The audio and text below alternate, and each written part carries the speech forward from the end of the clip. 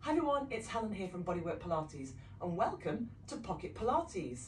So a little workout that you can take with you anywhere you go. You can access it on your phone anytime you need a short workout that will keep you mobile and stable and balanced and moving. So Pilates in your pocket. Let's start from lying down.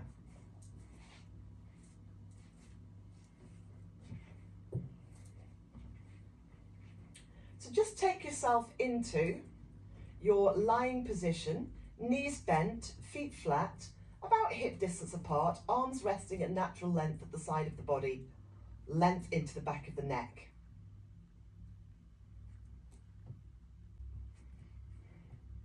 And all I'd like you to do is to take a moment to just establish the length through the torso.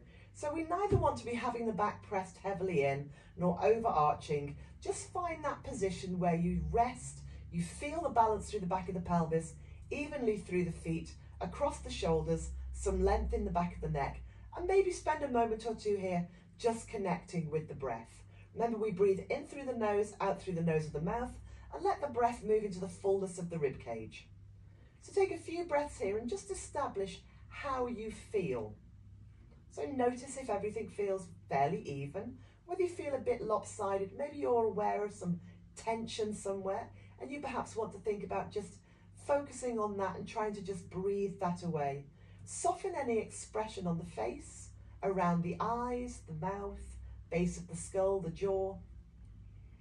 Let go of any tension that might sit around the base of the skull.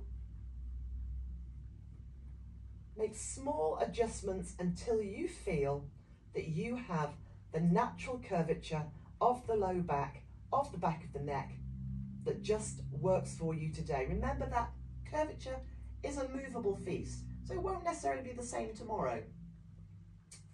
So from here, when you're ready, we're going to start working into a little shoulder bridge. Such a beautiful way to start getting some movement into the spine. So from here, we're going to just draw the low back as we breathe out into the floor. Really draw through as if you were being pulled from the back of the belly button. Allow the pelvis to roll slightly. The pubic bone will roll in towards you. You'll feel your back ribs really pressing down, front ribs dropping, and then put some weight down into the feet and continue that curling action as you roll along the spine towards the base of the shoulder blades. Now don't get too high with the ribs or the breastbone, but think instead about really lengthening out. Breathing in, and then as you breathe out, think about lengthening the spine further as you roll back down.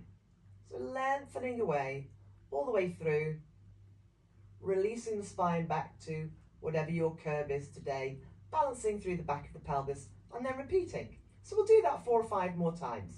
So letting that low back draw into the floor, feel the spine peeling away bone by bone.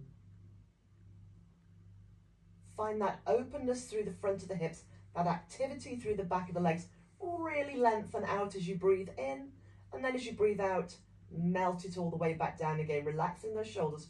Try to imagine a little bit more space between each vertebra as you roll back down. Release at the end of the movement and repeat.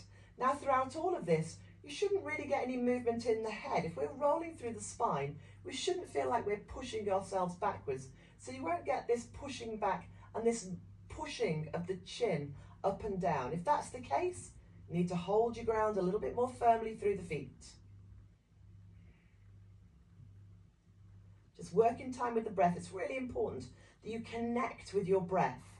We don't want to hold the breath. We don't want to get tense and tight.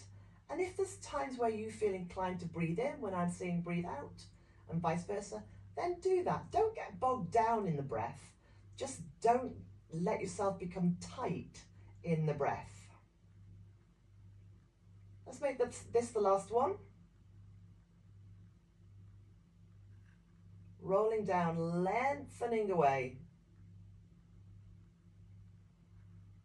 Then bringing it back to center and bringing the arms back up to the ceiling. Let the shoulders be wide. And from here, simply ease one arm back, one arm forward.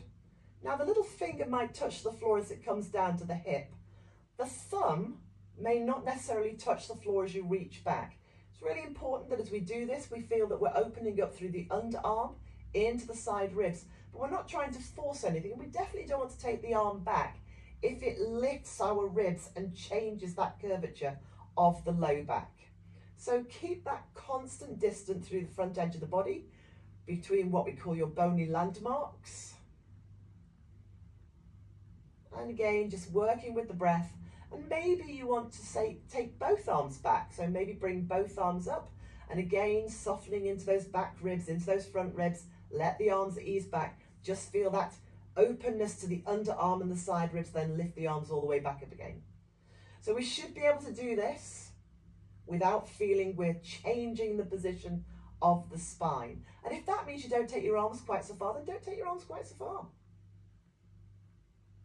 Bring the arms all the way back down to the side of the body this time, and now return to that shoulder bridge. But this time, at the top of the movement, stay there. So find that long line that reaches out through the front of the knees, that opens up the hips, that engages those muscles at the back edge of the body, that doesn't push you backwards. And then raise the arms to the ceiling. Keep the hips nice and level, and let's start by adding that scissoring. So that little scissor that we did, so again, maybe not too bothered about touching the floor with the arms. Keep length into the neck, hold the balance so we feel that we're not swaying heavily. Imagine perhaps that you're holding a balloon between the knees, and then if you wanted to, you could take both arms back and then lift the arms back up. So you can take both arms back and then lift the arms back up. Let's do that 2 more times. Keep that sense of lift, of reach out through the front of the knees, openness through the body, and then bring the arms all the way back down and roll your spine bone by bone all the way back down into the mat. Land to the back of the pelvis and just pause. So pause for a moment and just notice how you feel. Do you feel like you're in the same position as you were before? Does the back feel the same? Does the back feel a little different now? Maybe it already feels different. So keeping that balance through the back of the pelvis, let's just slowly peel the right foot from the floor to bring the knee above the hip. So you want that upright thigh, that 90-degree angle in the hip, and then place the foot carefully back down again, rolling through the foot, making those transitions through the movement just as important as the movement. And perhaps also notice the way your body responds to the load. So keeping this pelvis nice and still, as you peel your foot, just as the foot comes off the floor, do you notice how your body responds to that as you lift that load up? And then do you notice how your body responds again as you bring that load close to the floor again? So we're not changing the position of the back, but neither are we getting really rigid in the movement. We just want to hold ourselves in position. And if you really connect in, you might be surprised at how heavy the leg is and how the body reacts to that load.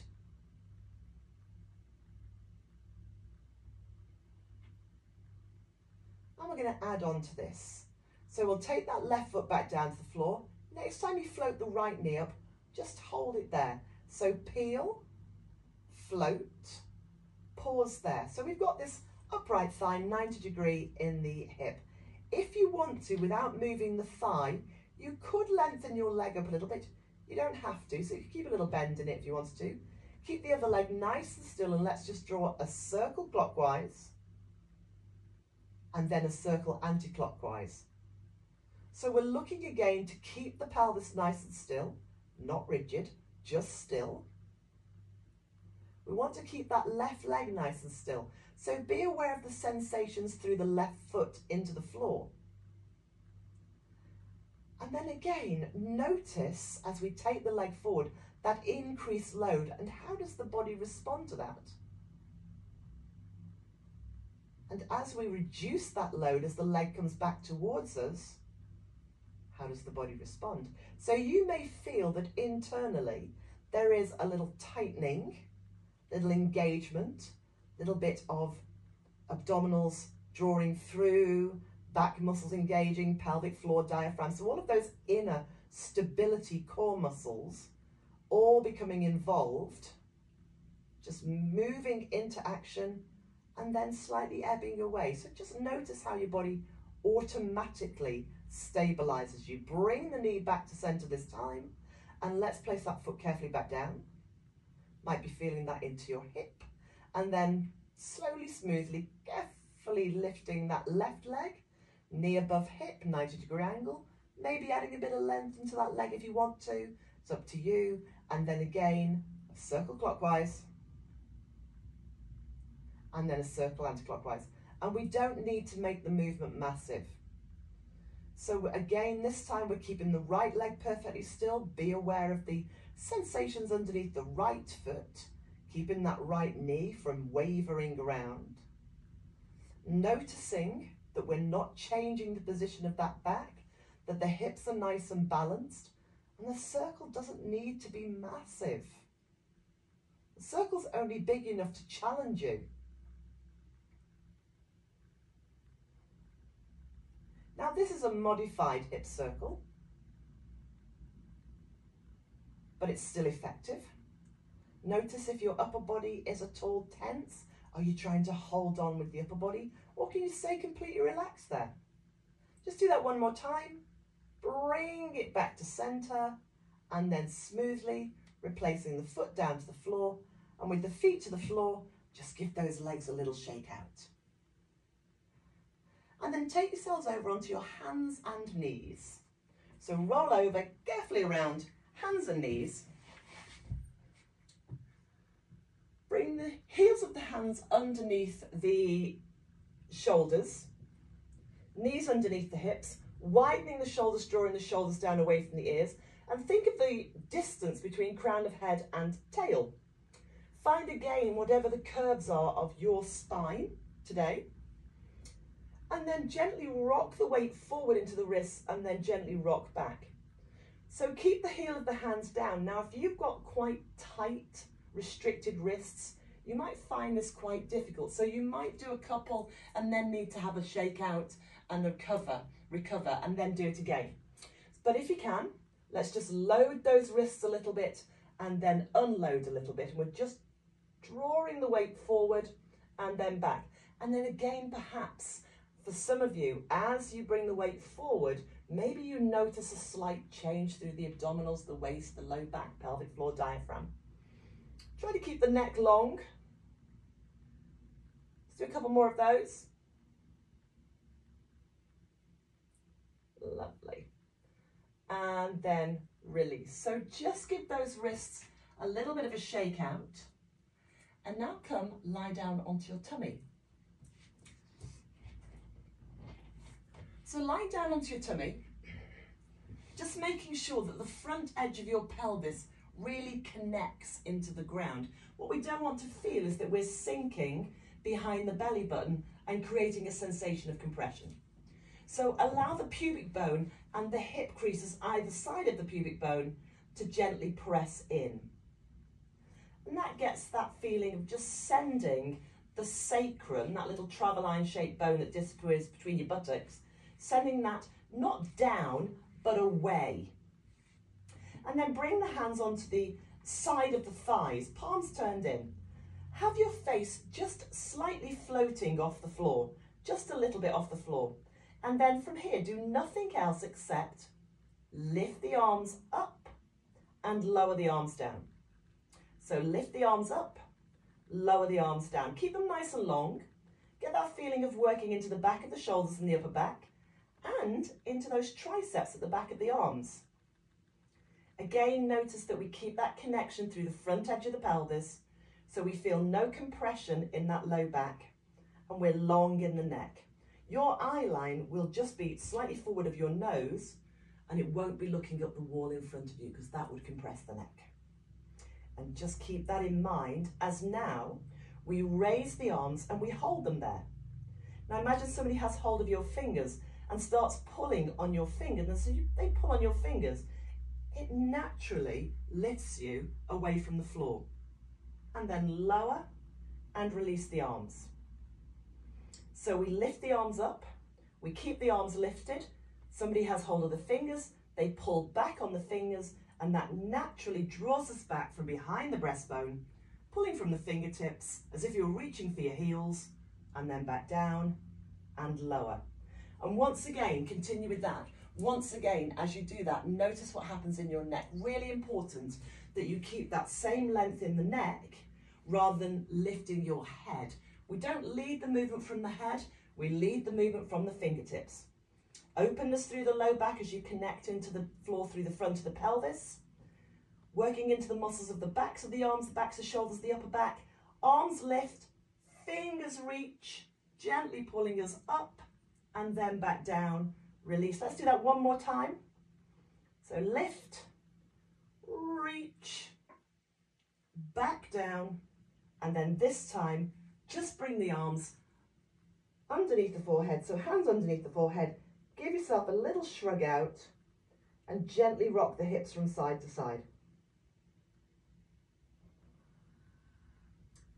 When you're ready, up to the hands and the knees. You might just want to give that back a little stretch out before you take a seat. So I'm going to sit on the end of my bench. You might sit on a block or a cushion or a chair even, it doesn't really matter. Or you might just sit flat to the floor. You do want to try and get that feeling of really lifting up. So there's no sense of collapsing back. If that means you need to bend the knees, or as I say, if you need to sit up on something, really important that we get that lift, okay? So up nice and tall, and you're just going to take your fingertips and put the fingertips to the back of the head. Now ensure, you don't need to link your fingers, just fingertips touch, but just ensure that the elbows are wide, but you can still see them in the peripheral vision as you look forward. And then shoulders relaxed, head slightly draws back to fingers rather than fingers pushing on head. And then gently rotating around, back to center, around, back to center. So we're getting a gentle ringing out sensation of the spine, the pelvis nice and still beneath us.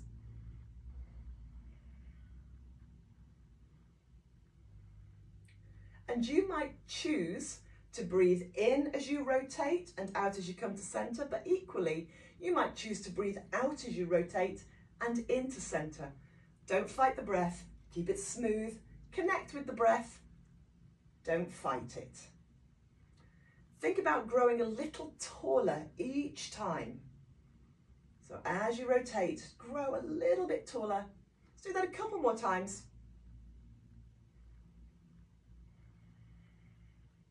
And then bring it back to center, release those arms, shrug those shoulders, turn the head and relax.